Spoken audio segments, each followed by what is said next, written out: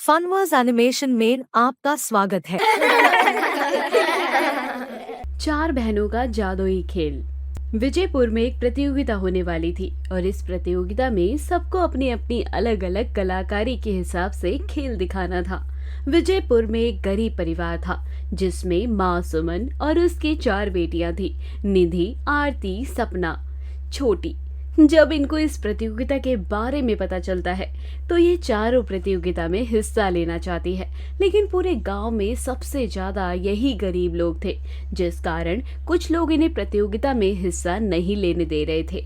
ऐसे ही एक दिन चारों बहनें मिलकर गांव के सरपंच के पास जाती है और उनसे गुहार लगाते हुए कहती है, सरपंच जी, हम इसी गांव के रहने वाले हैं और इस गांव में जो प्रतियोगिता होने वाली है उस प्रतियोगिता में हमें हिस्सा नहीं लेने दे रहे हैं, वे भी इसलिए क्योंकि हम गरीब हैं। सरपंच जी, आप ही बताइए ना, हम गरीब हैं तो इसमें हमारी क्या गलती है? क्या हम गरीब लोगों को अपनी काबिलियत और अपना खेल दिखाने का मौका नहीं मिलना चाहिए क्या? सरपंच जी, हम मजबूर हो गए हैं, इसलिए हमें आपके पास आना पड़ा। हमने बहुत कोशिश की कि हम इस प्रतियोगिता में हिस्सा ले पाए, लेकिन किसी ने भी हमें इस प्रतियोगिता में हिस्सा नहीं लेने दिया। सरपंच जी बहुत दयालु थे और उन बच्चों की बातों को सुनने के बाद सरपंच जी उनसे कहते हैं, अरे अरे बच्चों, थोड़ा सा रुक जाओ। मैं तुम सबकी चिंता समझ रहा हूँ और तुम्हें चिंता करने की कोई ज़रूरत नहीं है। तुम इस प्रतियोगिता में हिस्सा ज़रूर लोगी और हाँ, तुम चारों की बहादुरी देखकर ना मैं बहुत खुश हुआ और मुझे पूरा विश्वास है कि ये प्रतियोगिता तुम चारों ही जीतोगी। क्या सच में सरपंच जी हम इस प्रतियोगिता में हिस्सा ले सकते हैं? अब हमें कोई नहीं रोकेगा। मैं इस गांव का सरपंच और मुझसे भी बड़ा क्या यहाँ पर कोई भी तुम्हें इस प्रतियोगिता में हिस्सा लेने से कोई मना नहीं करेगा। तुम चिंता मत करो, इस प्रतियोगिता में हिस्सा तुम ज़रूर लोगे। कल सुबह तुम मेरे घर आ जाना, मैं खुद तुम्हें लेकर जाऊंगा, वहाँ पर तुम्हारा नाम लिखवाऊंगा। आपका बहुत बहुत धन्यवाद सरपंच जी। आपको नहीं पता आपने हमें कितना बड़ा उपहार दिया है। ये प्रतियोगिता जितना हमारे लिए बहुत ज़रूरी है, क्योंकि हम गरीब हैं और हमें पैसों की बहुत ज़रूरत है। अच्छा कोई बात नहीं, फ़िलहाल के लिए घर जाओ, कल मेरे घर आ जाना सुबह सुबह। चारों खुश होकर घर के लिए निकल जाती हैं। तभी रास्ते में उन चारों को गांव की दो लड़कियां मिलती है जिनका नाम मीना और काजल था। वे दोनों चारों बहनों से कहती है, तुम्हें क्या लगा था सरपंच जी से जाकर गुहार लगाओगी कि वे तुम्हें इस प्रतियोगिता में हिस्सा लेने देंगे तो तुम प्रतियोगिता जीत जाओगे? तुम्हें प्रतियोगिता जीतने के लायक नहीं छोड़ेंगे हम लोग। तुम जैसे गरीबों को ना हम जैसे लोगों की बराबरी करने का कोई हक नहीं है। बहन, यहाँ पर ना अमीरी गरीबी नहीं बल्कि काबिलियत देखी जाती है, तो तुम अमीरी गरीबी पर ध्यान न लगाकर खेल के ऊपर ध्यान लगाओ तो जीत भी जाओगे। इसकी चिंता करने की तुम्हें जरूरत नहीं है। हम तुम्हें यहाँ इसलिए मिले हैं क्योंकि हम चाहते हैं कि तुम इस प्रतियोगिता में हिस्सा ना लो। क्यों ना ले प्रतियोगिता में हिस्सा? जब गांव के सरपंच को कोई दिक्कत नहीं है तो तुम्हें क्यों हो रही है दिक्कत? डर लग रहा है क्या इतने प्रतिभाशाली प्रतियोगिताओं को देखकर? तुम और प्रतिभाशाली, कितना गंदा मजाक करती हो तुम लोग। तुम जैसे गरीबों को ना हम बर्दाश्त भी नहीं करते, इसलिए मैं नहीं चाहती कि तुम लोग हिस्सा लो। ऐसा लगता है कि तुम्हारी गाय भैंस चराने वाली औकात है और तुम चली घोड़े की सवारी करने।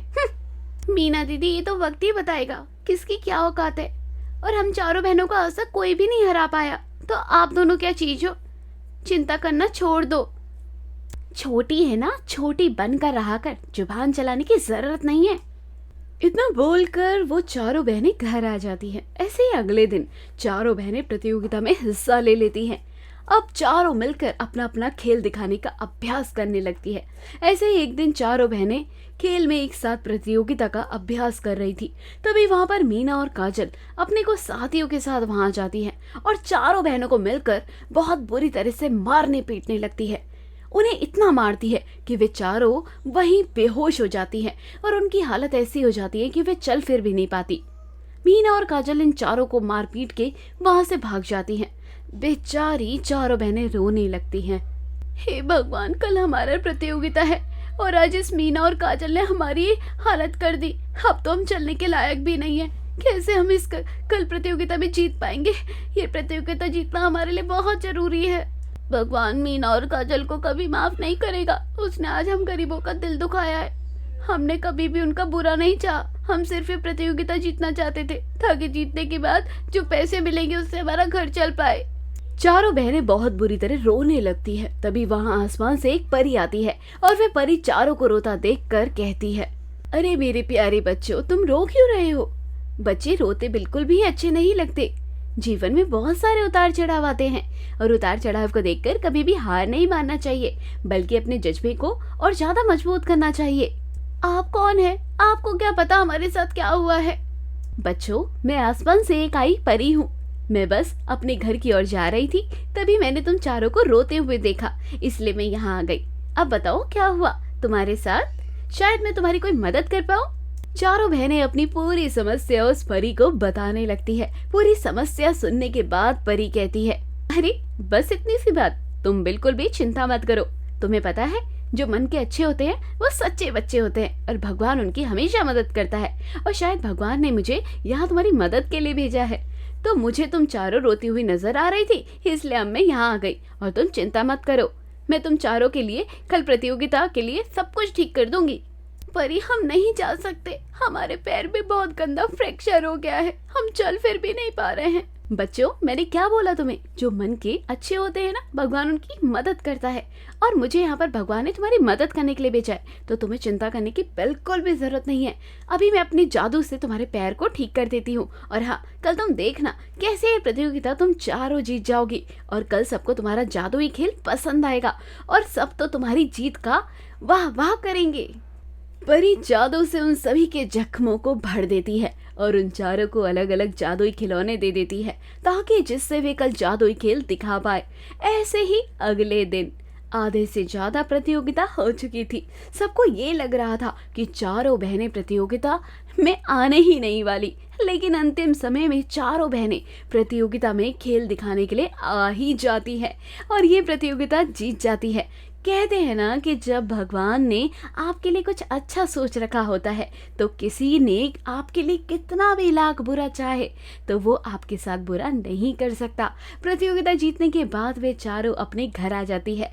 यह देखकर सुमन को बहुत ज़्यादा अच्छा लगता है और वह अपनी चारों बेटियों को गले से लगाती है। तो कहानी यहीं ख़त्म होती है। तो कहानी की सीख हमें क्या सिखाती है? कहानी की सीख हमें यही सिखाती है कि किसी को भी कभी कमज़ोर नहीं समझना चाहिए। अगर आप किसी को कमज़ोर समझोगे, वो आप पर उतना हावी होगा। तो इसलिए हमेशा किसी को कमज़ोर ना समझें, हमेशा अपने से बराबर समझ के बराबरी करें। अगर आपको हमारी वीडियो पसंद आई तो हमारे चैनल को सब्सक्राइब, वीडियो को शेयर और कमेंट करना ना भूलें।